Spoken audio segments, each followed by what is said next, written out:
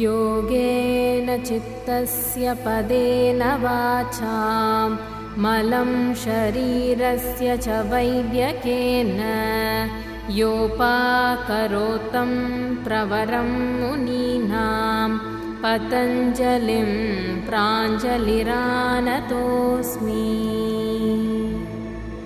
आबाहुपुरुषाकारं शङ्खचक्रासिधारिणं सहस्रशिरसं श्वेतं प्रणमामि पतञ्जलिम्।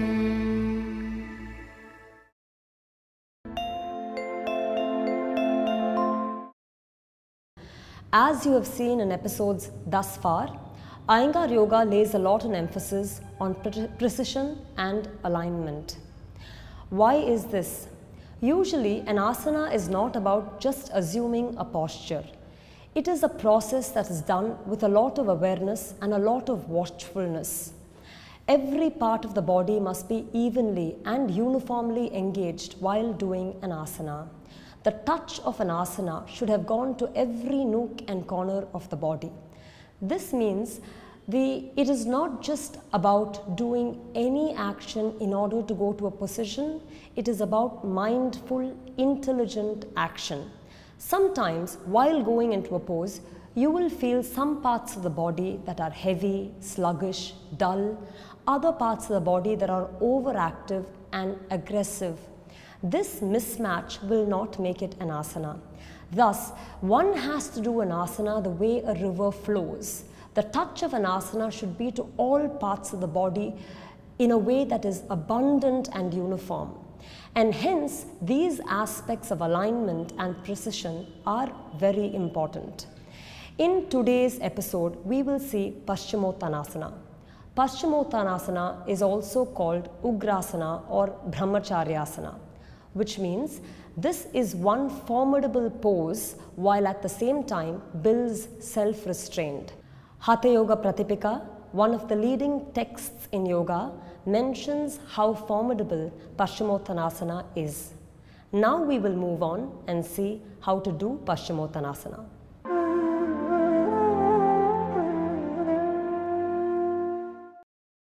We will now see how to do Paschimottanasana. To start Paschimottanasana, the student has to sit in Dandasana. In Dandasana, firstly the feet and toes are together, the entire length of the legs are together. Usually what happens is there is a tendency to drop the feet. Using this, a person may proceed to Paschimottanasana.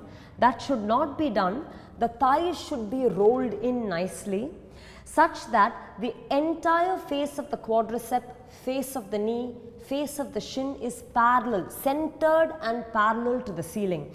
Now, for example, if a person was to drop the thigh out, you see the thigh is falling out, knee is falling out, shin is falling out. This is not parallel to the ceiling.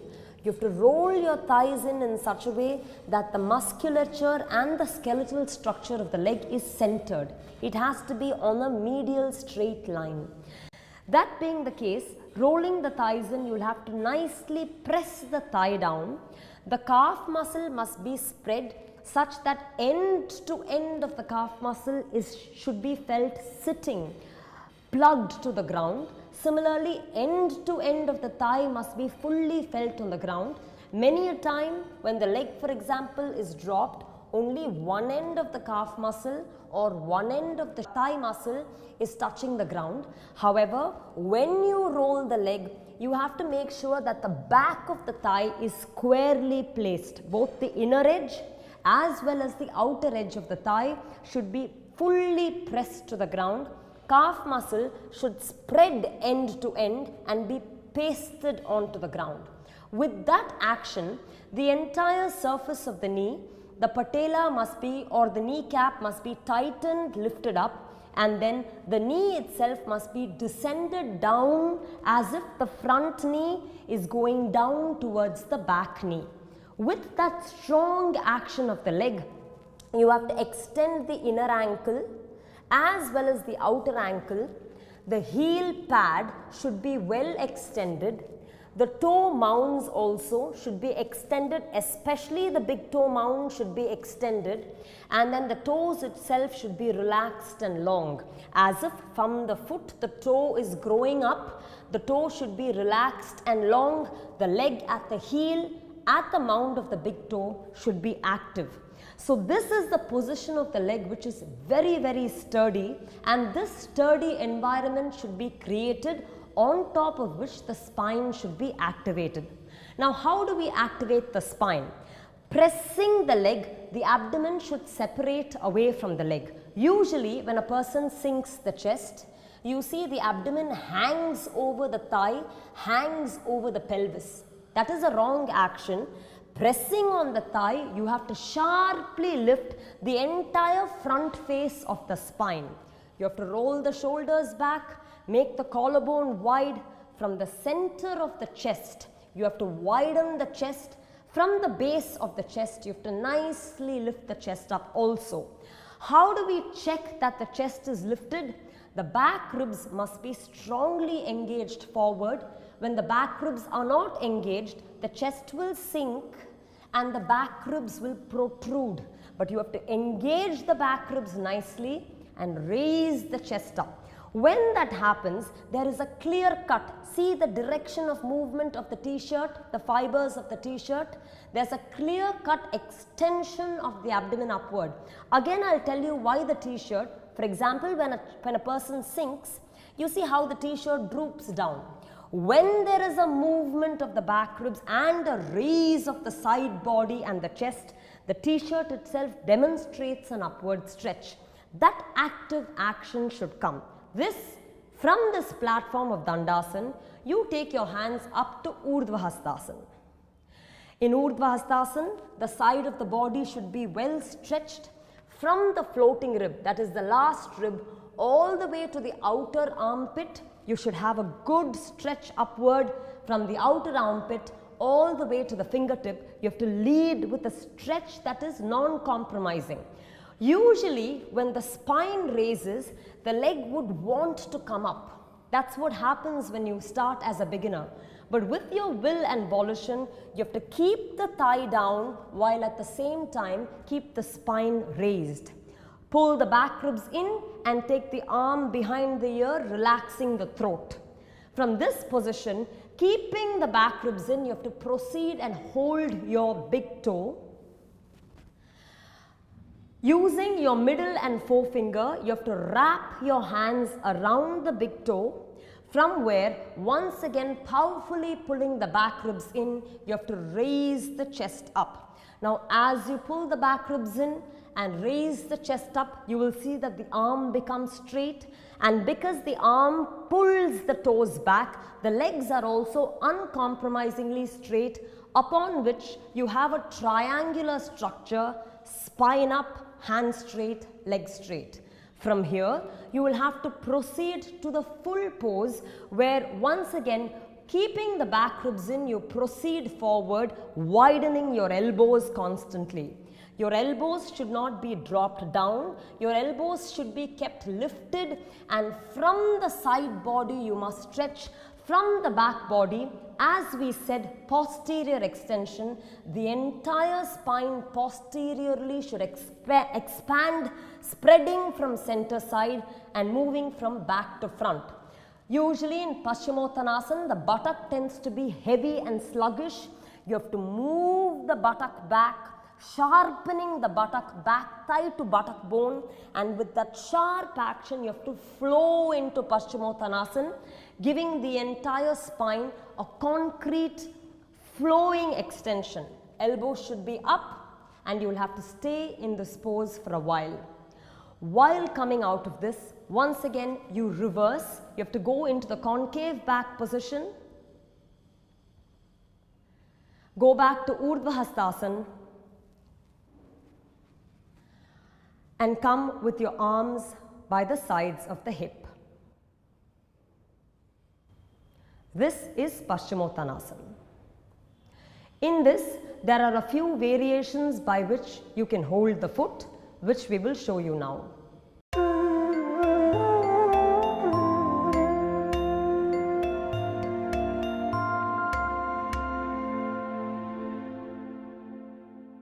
There are 4 positions in Paschimottanasana at which the feet can be held.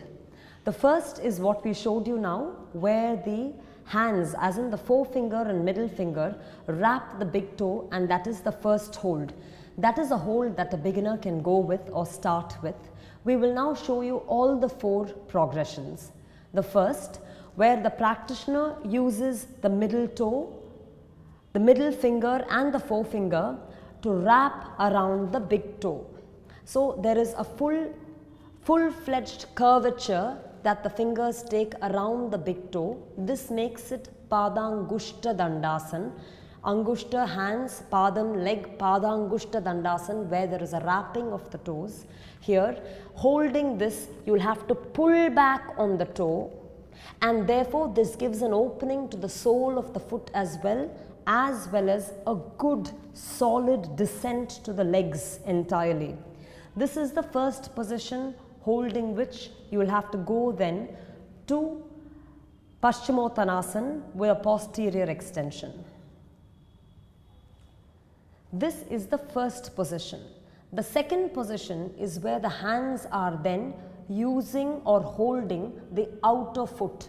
By outer foot, I mean the outer end of the foot or the outer edge of the foot, and the hand goes approximately at the middle outer edge of the foot. So holding, you will once again have to pull the outer edge of the foot back, and therefore this gives a horizontal spreading of the soles of the feet as well as an extension to the inner ankle. Here again, this hold will start from Padangushta Dandasana, where a person is at concave back position. So using this hold, you have to pull the back ribs in and then proceed from this point on to full Paschimottanasana with the head down and elbows up. As I said here, the hand holds the outer foot, the toes or the sole of the foot gets well spread, and then pulling on the outer edge of the foot, you have to descend the shin, descend the thigh, and move or flow with the entire posterior spine. This is the second position. The third position, a practitioner then wraps the hand around the heel. Holding the heel, when you hold the heel and pull the heel back, the entire thigh sharpens its insertion into the socket. That is, the femur bone pulls itself back into the socket. Therefore, the buttock gets lighter and sharper, with which you then go to Paschimottanasana, head down, elbows up. All these variations that we say or we've mentioned until now starts with the concave back position, and then you move to full position. The final is where one hand or finger wraps around the other hand's wrist. In this position, once again the elbows are kept, the side body is lengthened, the back body is lengthened, and then the practitioner goes to Paschimottanasana. Elbow should not hang, elbow should be up. This sharpens the side body as well. And these are the 4 holds: around the big toe, side of the foot, heel, and around the foot holding the wrist. These are 4 progressive variations where a practitioner can start with the first and move all the way to the last.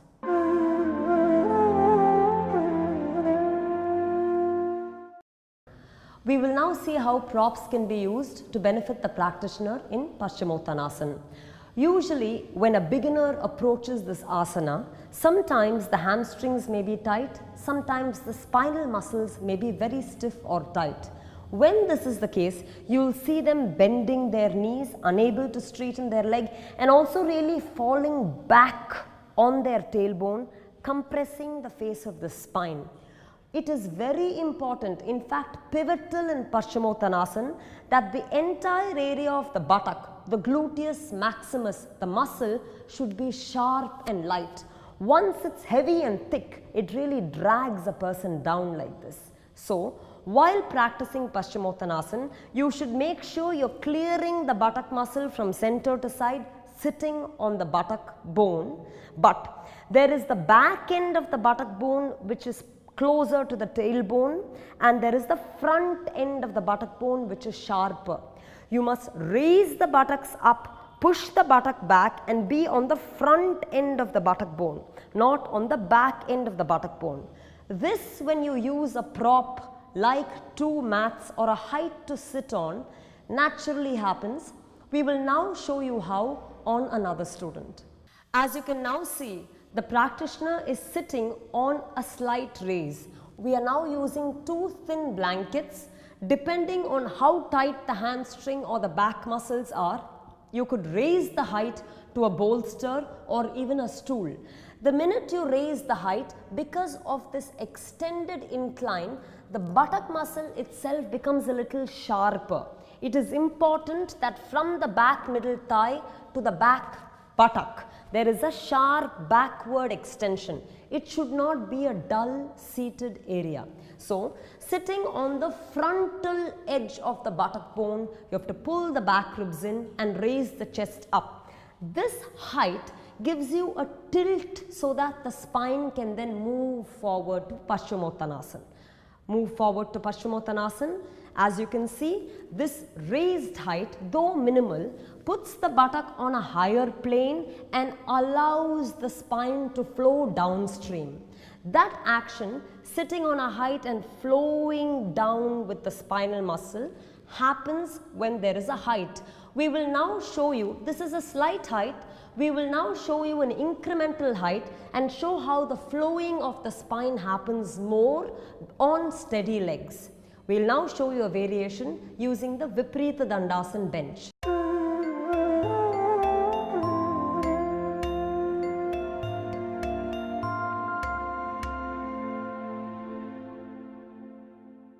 So as we just showed, using two blankets, it's a slight raise from the ground. Therefore, the spine then moves on an incline. There is a good ability to flow down where there is a posterior extension, an entire spinal extension, but the height is minimal. Suppose even now it is stiff. You have to make sure the legs are then opened hip width apart, the outer hip and the outer ankle are in line. But with this arrangement, we can use greater height. This is a Viparita Dandasana bench which offers greater height from the ground, and we will now show you how to use that. You will have to sit on top of a Viparita Dandasana bench, and remember there are many ribs on this bench. You will have to place the buttock on a rib. Here, the minute I sit up, the spine is aligned on the sharp point of the buttock bone. Here, even if I want to slouch and drop my tailbone, I cannot do it. We automatically rest on the sharp point of the buttock bone. This then gives a natural propulsion for the spine to then lengthen forward, which when you sit on the ground sometimes may be inhibited when you have tight hamstrings or paraspinal muscles. So when you sit on a height, it pushes you to the sharp point of the buttock bone from where you can move vertebra by vertebra, lengthening the entire surface of the spine forward.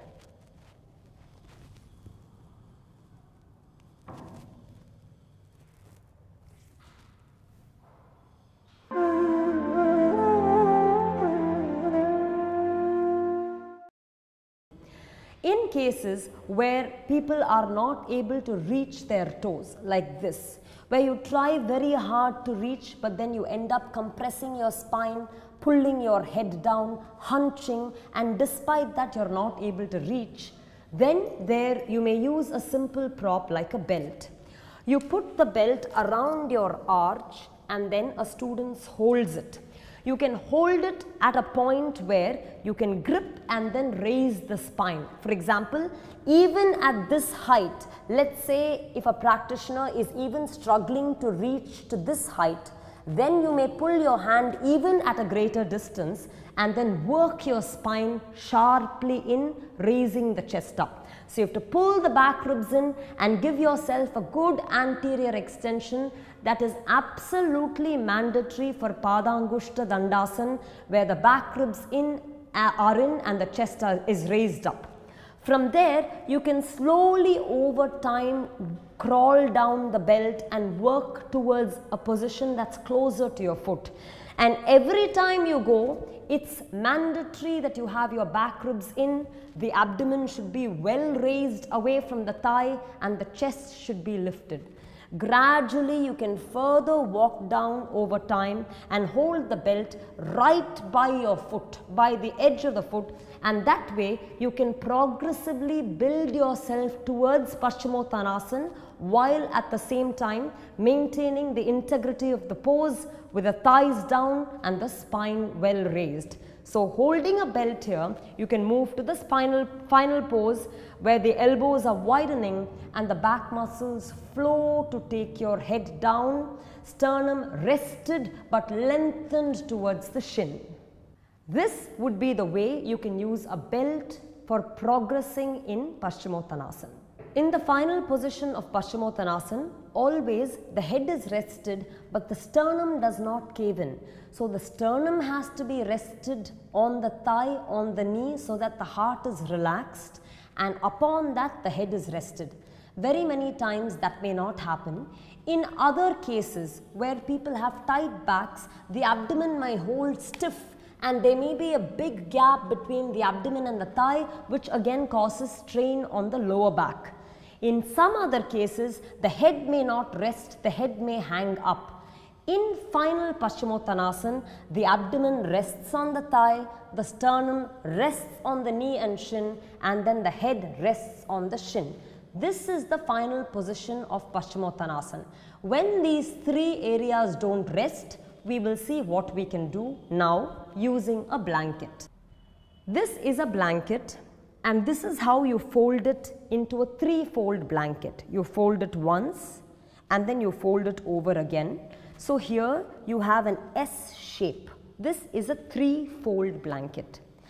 When there is abdominal strain, you keep the leg hip width apart, or back strain, you keep the leg hip width apart and place this blanket right at the groin.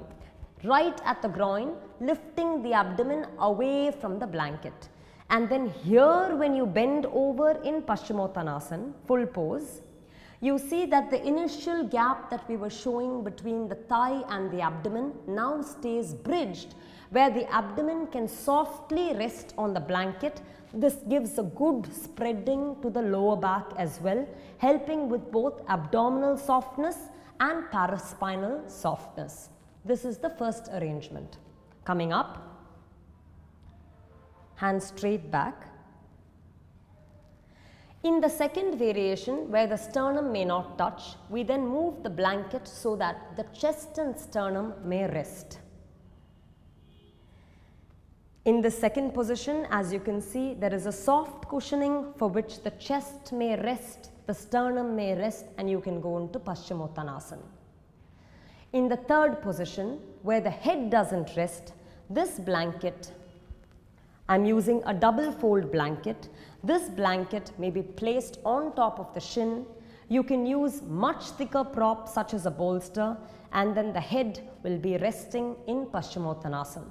So there are variations by which the lower back abdomen, the heart, sternum and the head may be rested in Paschimottanasana.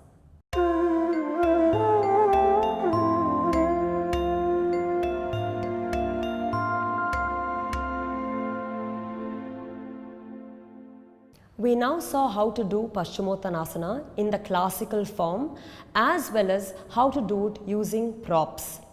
As mentioned, Hatha Yoga Pratikpika mentions the importance of Paschimottanasana. Paschim means west, Ut means intense. This is an intense posterior stretch of the spine.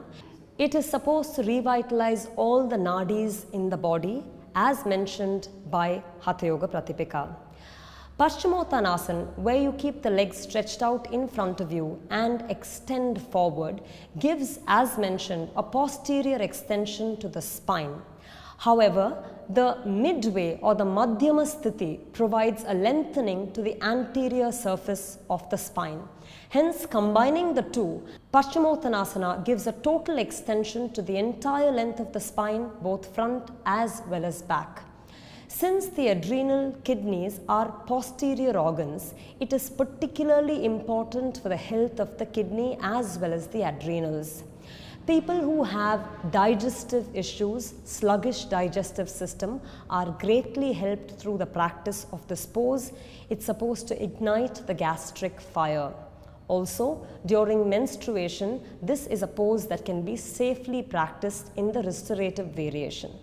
It rests the abdomen and releases the tension on the uterus and hence is safe to practice. In the restorative variation, as we saw, the head can be rested, the chest can be rested, the abdomen can be rested, and therefore a lot of relief is given to the spinal muscles, to the abdominal organs, to the heart as well as head. Particularly, the pressure on the cardiac system, the cardiovascular system is released. It gives revitalization to the heart and brain. Therefore, the entire nervous system, be it sympathetic, asympathetic, the entire nervous system is highly relaxed and rejuvenated.